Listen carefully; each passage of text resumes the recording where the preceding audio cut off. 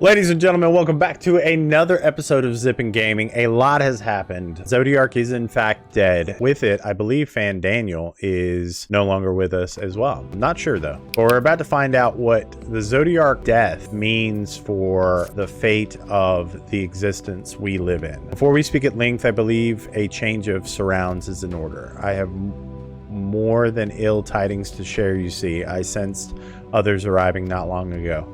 Through my communications with Heidelin, though my communications with Heidelin have grown infrequent, I have learned from her to know these are your comrades. As luck would have it, they have already reached my abode. Come, let us join them. They dealt with everything in Garlemald, and they're now on the moon. Hey, guy, I'm real sorry, but I may have screwed everything up. Did not mean for it to happen. Wish I could take it back. I blame the Asians, really. I mean, if you think about it, they're the ones that make this so insufferable. Go inside, see who's here. Hey, Thangrid, Yestola, Uriange. No, everything's great. We can actually just go home. We don't need to be here anymore. Wait, before you talk to the Watcher, it wasn't my fault. I had to kill some people. That's cool. Kral's okay. Oh, Alphino and Alze are going to stay on Garlemald. Seems like a fit for them, really. They should really be in Charlian, but Yestola's like, who this? Who's your friend? Not unlike perhaps, but not the same. I was created by Heidelin together with this place, and it has been my duty to keep vigil over Zodiark, or rather, it was my duty. Yeah, about that. Let me explain. Let me do some hand gestures and let you know exactly what happened. Yestola's like, you did what? You dummy. We left you here for like 5 minutes. Then Zodiark is no more? Great so. At least I think so. For now, the delicate weave of the star preserved by his presence will begin to unravel. If you mean to avert the final days you shall have need of. Oh, he not okay. My attempts to forestall Zodiark's release have all but exhausted my strength. You need a nap, and not like the nap that my friends let you have, because those naps involve fighting and they send you on errands. But you need like a you nap. Take it easy, bro. Take it easy. We'll just check your records. It's gonna be fine. Yeah, let's go to the upper floor and like look through your medicine cabinets, see what kind of like things you got saved on your TV for your Spotify playlist. We could just check out everything. We won't snoop at all, I promise. You probably sit right there, take a long nap. Not in a bed, because that's crazy talk. Let me guess. They're upstairs. Man, I'm so tiny compared to this guy. Tancred, how's it going? Uriange, how you be, fam? How's your dress? Mine's good. Yep, still look the same. Good. Dimly glowing crystal. This must be why I was sent to the top of this tower. Hello, glowing crystal. As you gaze into the crystal, ancient knowledge of Zodiark flows through your mind. It's like the Matrix. Daily summary, no anomalies. Oh, we'll work our way down. Okay. This is just like reading in Charlian. I had to go through and find all the books, except these are crystals of memories. Zodiark's imprisonment taxed Heidelin greatly. Thangrid, you're looking in the wrong spot, bro. It's right over here. See where I'm at, Thangrid? Yeah, you were real close, man. No. It's okay. I got it. As you gaze into the crystal, knowledge of the past rejoinings flow through your mind. Elidibus is spotted on the moon, though not clearly for the first time. But I don't really trust Elidibus, honestly. Okay, Yestola, I looked at every crystal and I didn't learn anything. But I know everything by heart because of the Matrix. Maintaining the brains requires a great deal of her energy and focus, that the cost has grown higher with every rejoining. That would explain why contact with her has become infrequent since the 7th Umbral calamity. I too made a rather startling discovery. This heavenly body we know to be the moon was in fact created by Heidelin. Heidelin made the moon? What? When the Watcher said he was truly, Heidelin's powers are far beyond anything I could have imagined. I mean, she made a friggin' moon. That's pretty cool. Hey man, are you done resting? I've been going through everything in your house. I know all about you now. Yeah man, if you need more rest, that's fine. Like, I feel like you've been working your ass off. It is we who should thank you. Yes. The records stored here are definitely nothing short of extraordinary. I mean, you've been here for a long time. There is much we could learn of Zodiark and his imprisonment. But perhaps you could offer us more focused guidance. Pray, tell us of the calamity that came before and comes now again. Yeah, tell us what we're in for now that I've killed Zodiark. Oh, are you going to show us what's going to happen? Great. That won't bring on any pressure. We were not exempt. Our creation magics ran rampant, giving shape and form to thoughts of hopelessness and despair. Oh. So they created a lot of despair. At first, the phenomenon was limited to a single region, but very quickly, it spread and engulfed the whole as a star. Were the ancients ever able to deduce its source? Oh, the scream? They were not. However, the convocation struck up a method to predict where the next corruption would manifest. This thing. This magic globe. We spin it, and it tells us. Oh.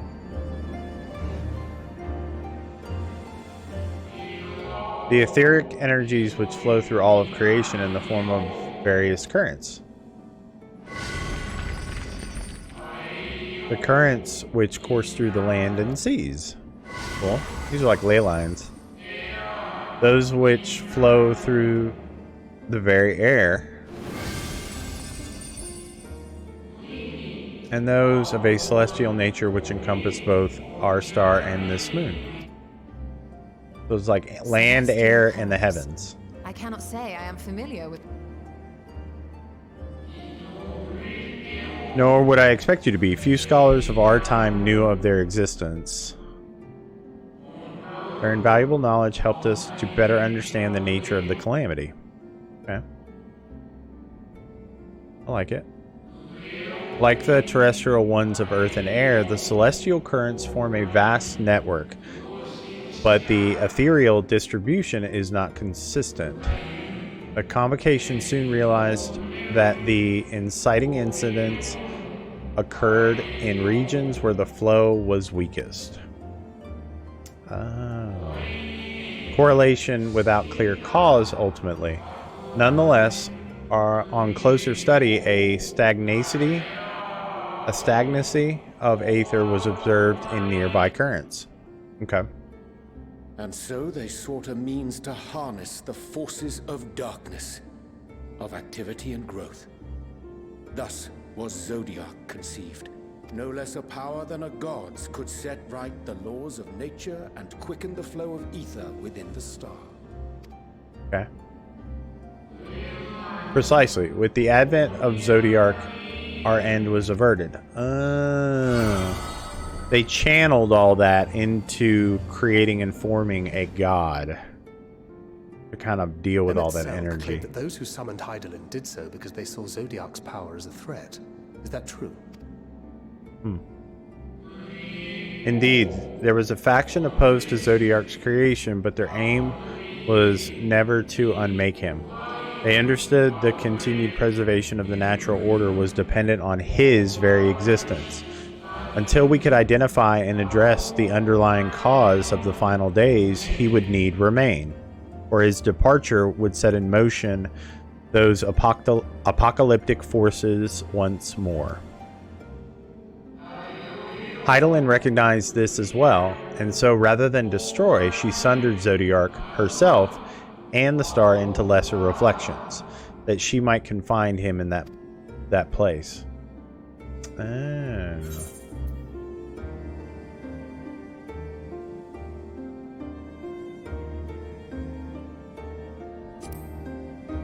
Yeah, what's the deal with the ethereal sea?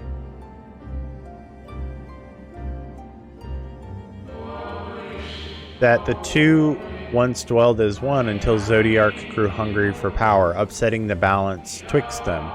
Not quite a lie, though a rather gross embellishment. But knowing what you know now, you must surely realize why she might opt to obfuscate and mislead. Hydaelyn and Zodiark are both constructs of man, approximations of perfection limited by our own imperfections. Zodiark was, without question, the more powerful of the two, having been born from the sacrifice of half of Aetherius's population. Thus was it necessary for Hydaelyn to commit herself wholly to his defeat. Still, more effort was needed to confine him. Maintaining the brands taxed her greatly. With what power she dared spare, she cried out to any who might listen and offered her blessing to those who would heed her call. That's the blessing she gave me. Though it was likely within her power to do so, I believe she did not wish to speak of Aetheris and Aetheris and her history. Like Zodiark, Heidelin's purpose is a reflection of her creators. They wish to look into the future and not linger in a prison of the past. The Ascians set in motion 7 rejoinings before we came to oppose them. How many more worlds would have been lost had we not placed our faith in her? How many more souls living in the present would have been snuffed out for the sake of those long dead? I feel like he just talked about not living in the past, Y'shtola. Please, he just said that. Well, in light of recent events, I see no reason to doubt your word. I mean, me either. And even if Heidelin is not a god in truth, if Menphilia believed that we should trust in her plans, then I choose to do just that. Oh, Menphilia. Which brings me to a rather important question. Let's suppose we try but fail to stop this second coming of the final days. Should the source fall, what will become of the other worlds? They're all done. This is the most important one. This is the anchor. The nomenclature is more fitting than you know. Bring ruin to the source, and its reflections will share its fate. Yeah, it's the anchor. They're all dream states of the reality that is the source. So if you die in real life, you die in the dream. That seems bad. It's ready. What, was that your coffee maker? This way, if you would be so kind. What in the world do you have going on, homie? Jeez. What a bunch of revelations just all of a sudden, guys. This is crazy. Oh. Oh. What's that? A beautiful sight, is it not? Yeah, did you do that? Yes, but what is it? Amen, Y'shtola. Finally. Heidelin knew better than any that her power was not absolute. Indeed, she has even struggled to hold Zodiark and his faithful at bay. She feared the worst and so made preparations. In the event of his demise, there would be a contingency. Oh, she had a plan. This moon is more than a prison. It is a vessel capable of bearing the people of Aetheris to safe harbor. Oh, so it's a life support vessel. Shit. Oh. You need not go far to find its pilots. In fact, I should be happy to take you to them and fulfill my final duty as a watcher in the dark. I don't want you going anywhere, man. You've been really helpful so far. Just need you to stick around for a couple more episodes. Come on now. Holy bananas. We're sitting on a lifeboat, guys. The friggin' moon is a life raft. It's amazing. Golly. Okay, so we get a shot, right? We get a shot at preventing the end of days. How we're going to do that, what the plan is, we're not quite sure. We did uncover a lot of truths regarding Heidelin and Zodiark and who they are really. And while Heidelin isn't as deityic as we originally thought, she still is really powerful. And it sounds like she still has our best interest in mind. But guys, what a great story. So the next episode, we're going to be diving into how the Watcher wants to use, I guess, the moon as a life raft, life support vessel, maybe to start fresh, to start anew. I don't know, but stay tuned, guys. Don't forget to hit the subscribe button. And remember, as always, happy gaming.